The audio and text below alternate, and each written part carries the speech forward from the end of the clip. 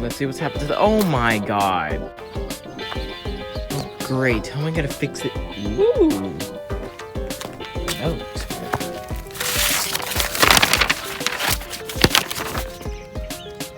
Make me a video that doesn't talk crap about stand-ups, and then I'll fix your fence. The Riddler's Revenge. Since when were coasters people? Well, you heard the man. I guess I have to make a video that doesn't talk crap about stand-ups.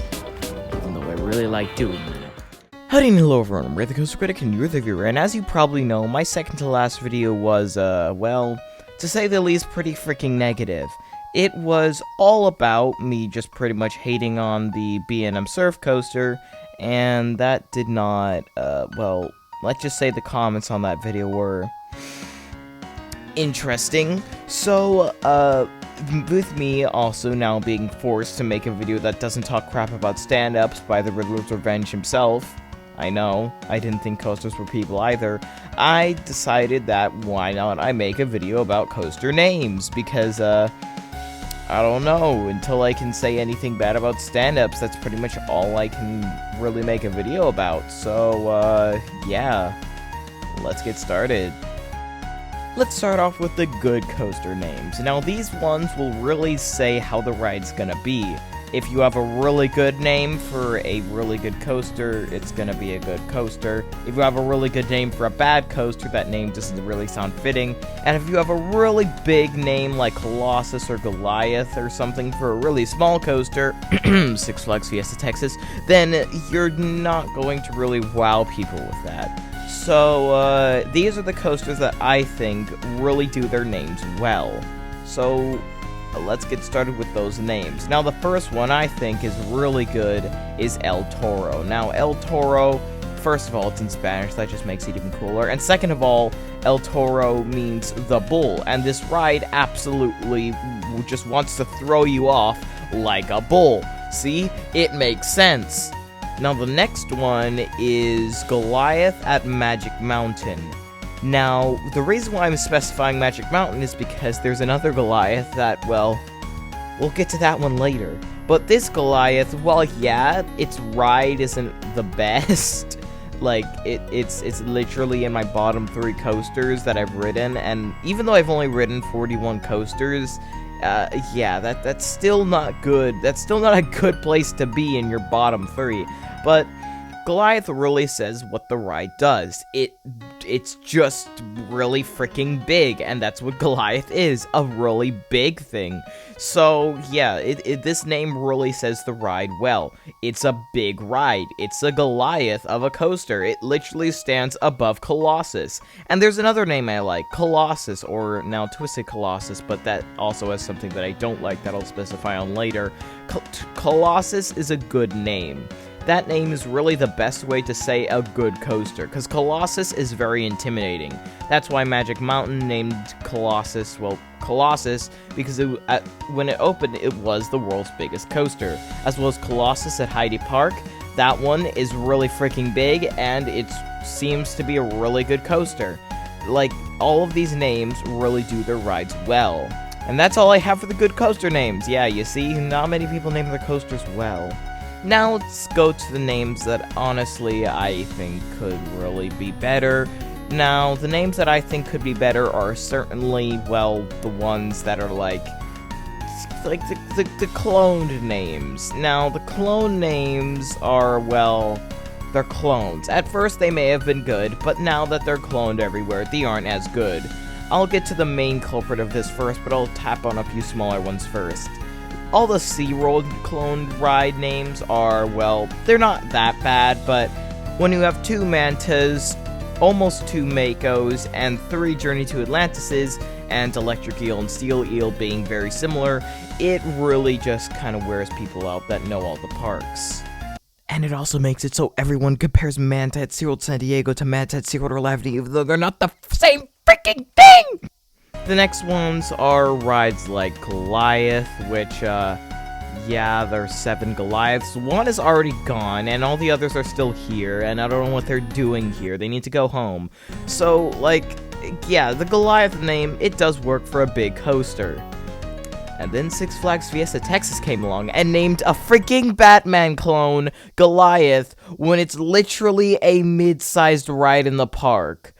How do you mess that up, Six Flags? It's freaking Goliath. You name a big coaster that, not a small Batman clone that is literally smaller than half the rides at your park. Oh, and then here's the one that everyone pretty much is waiting for me to say at this point. Batman the Ride. Why are there so many goddamn Batmans? Like, what happened? Why are there so many Batmans? Why are they everywhere, and why did Six Flags want to clone them? Like, and it's not even like they're all different coasters either. Half of them are all the exact same layouts. They're all the same. Like, for example, Batman at Magic Mountain is the same as Batman at Over Texas. Batman at Over Texas is the same as Batman at Great Adventure. They're all the same. Yeah, there are a few free spins that are called Batman the Ride, and then there's also those weird outliers. But still, though, it's like, come on. Why do you keep on using Batman the Ride? I know you have your DC themes, and you really like using those, Six Flags, but come on. Don't you think you could just maybe name a few rides some different DC characters? I mean, like, surely you don't have to name them all after Batman the Ride, or Superman, or Wonder Woman, or Joker. Okay, never mind, you've kind of already used them all, haven't you? And then there's some names that when you look just a little bit deeper under the surface, or you just look at what the coaster is, you realize the name is really not fitting. One of these is Emperor at SeaWorld San Diego. At first, this name seems really good. It's the Emperor. It's like the king of the park, because it actually is. But then you realize that it's called Emperor because it's named after Emperor penguins. Emperor penguins are those things we watch on YouTube falling on their faces in the icy tundras. Why did you name a dive coaster that? Even the tallest, it's literally the tallest coaster in the entire park. And actually the tallest coaster in the entirety of San Diego, because very obviously Belmont and Legoland and Sesame Place are not adding that much competition in the tall coaster market. SeaWorld literally has a monopoly over the San Diego thrill market. So, like, just SeaWorld, why'd you do this? Apparently, they may have been thinking of just calling it, well, I mean, like, at first they were thinking of calling it Mako, but that wouldn't have been original, so they decided to not go with that. Then people saw that SeaWorld trademarked the name Abyss, which would have been really good for a dive coaster because, you know, you're diving into the abyss, it makes sense. And then we heard at IAAPA that it would be called Emperor, and everyone just why? Why'd you do that? Why'd you do that, SeaWorld? I don't get it. Why'd you call it Emperor? Like, yeah, I know, you're trying to raise, you know, conservation penguins, blah, blah, blah.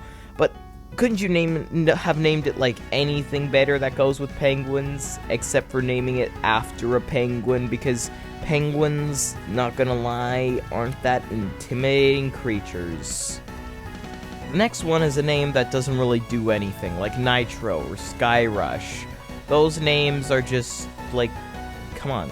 You could have tried harder, Six Flags and Hershey Park. Like, come on, Nitro? Yeah, I get it, Nitro is a cool name, but come on, anything better than that. Like, everything about that name other than Nitro is cool, because, like, you know, the sign, the colors, blah, blah, blah. But, like, come on, Nitro? What the frick? And then there's also Sky Rush, which, I don't, what does that have to do with anything?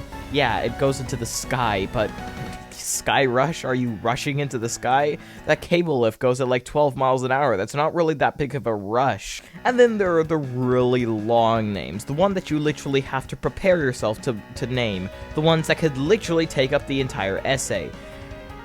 Okay, here we go. Names like Guardians of the Galaxy, Cosmic Rewind, Hagrid's Magical Creatures, Motorbike Adventure, and Gotham City Gauntlet Escape from Arkham Asylum. Who designed these, and do you need help? Let's go by these one by one. Guardians of the Galaxy Cosmic Rewind. Yeah, that name is pretty cool, and it sort of goes with Guardians of the Galaxy Mission Breakout at Disneyland, but I mean, like, could you have not thought of a more simple name, Disney? Like, yeah, I know, you have to kind of explain what the ride is about, but couldn't you have just called it just a normal Guardians of the Galaxy name that doesn't take so long? Maybe? And then there's, of course, Hagrid's Magical Creatures Motorbike Adventure, which is just, come on, Universal, you really did not have to name it that long. Just call it Hagrid's Motorbike Adventure.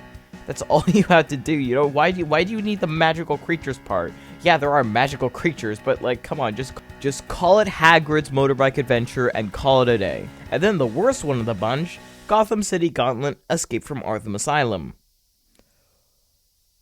What the frick? What is this name? Why couldn't you have just called it Gotham City Gauntlet?